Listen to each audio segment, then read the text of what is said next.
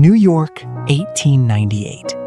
In a shallow exhibition pool, a small steel boat waits without a sailor inside it. No cable trails behind its hull. At the edge of the water, 42-year-old Nikola Tesla turns a switch on a separate control box. The propeller begins to move. Another command turns the rudder.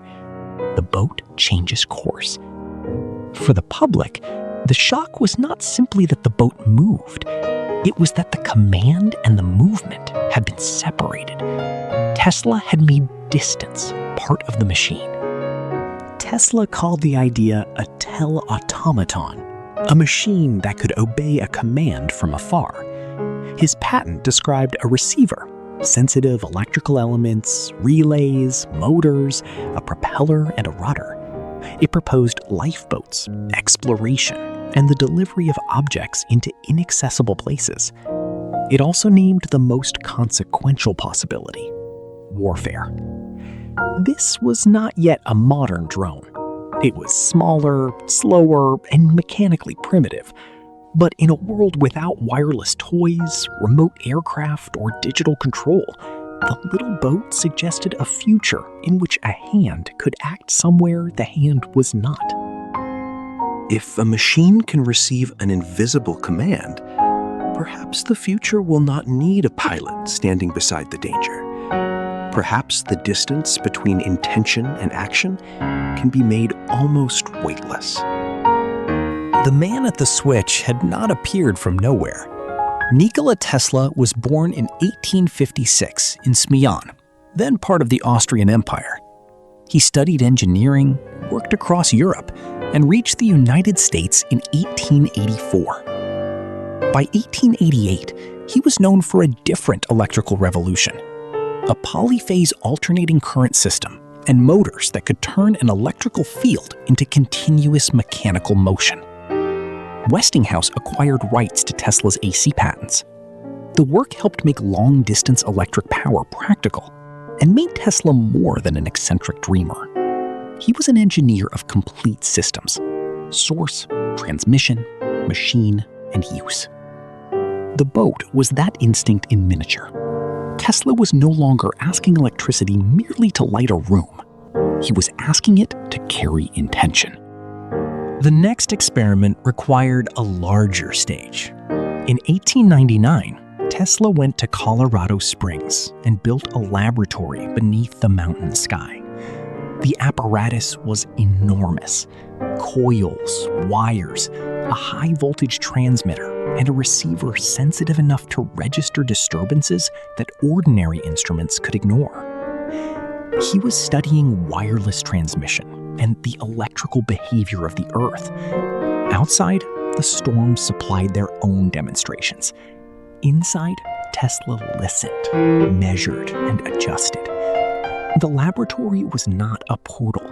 It was an experiment in a new sensory world, one in which electricity could arrive as a pulse before anyone knew what it sent it. Then the receiver responded in a way Tesla found difficult to explain. He described unusual, repeating disturbances, a pattern that seemed different from ordinary atmospheric noise. The surviving record does not give us a clean, modern recording of the event. It gives us Tesla's account, his notes, and the interpretation he built from them. In his later public writing, Tesla considered whether the signals might be intelligently controlled and might have come from another planet. Mars was the obvious cultural destination. At the time, the Red Planet was already imagined as a possible home for an advanced civilization. A strange signal, a sensitive receiver, and a sky full of unknowns could become a story very quickly. In 1901, Tesla published Talking with the Planets. He described the sensation as something like a greeting from one planet to another. That is an extraordinary claim, but it is important to say whose claim it was. Tesla did not present a decoded alien sentence. He did not produce a visitor, a transmitter, or a repeatable message from Mars. he reported a puzzling electrical response and argued that an intelligent origin deserved consideration. The distinction is the whole story. The signal may have been real in the narrow sense that his receiver registered a physical disturbance. The meaning of that disturbance was another question entirely. An instrument can tell me that something is there. It cannot tell me by itself who is speaking. The first explanations are close to home. Lightning, electrical storms, power systems, early wireless transmitters, or the receiver itself. At the end of the 19th century, those sources were not neatly separated. A sensitive apparatus could reveal a real signal and still misidentify its origin. Later researchers proposed something farther away, but less mysterious: natural radio from the Jupiter system. One reconstruction of Tesla's type of receiver reported pulse patterns similar to the kind he described, and suggested that emissions connected with Jupiter and its moon Io could have been involved. That proposal is interesting because it does not require the signal to be imaginary. It requires only a natural process that can look organized to an observer who has never seen it before. Modern radio astronomy gives us a crucial piece of context. NASA explains that the universe is full of radio emissions. Jupiter is a strong natural radio source. Energetic particles interact with its powerful magnetic field, producing waves that can be detected from Earth. Io can trigger and shape parts of that Jovian radio environment. But this is not a time machine. NASA's confirmed Jupiter emissions do not prove that Tesla's exact 1899 readings came from Jupiter or Io. The later reconstruction is a proposed explanation, not an official re-identification. The surviving record cannot uniquely recover the signal's source. So, the official answer is not that Tesla contacted Mars, and it is not that every strange pulse has been solved. The stronger conclusion is narrower. Tesla detected electrical disturbances with an unusually sensitive receiver. He interpreted their apparent pattern as possible intelligent communication.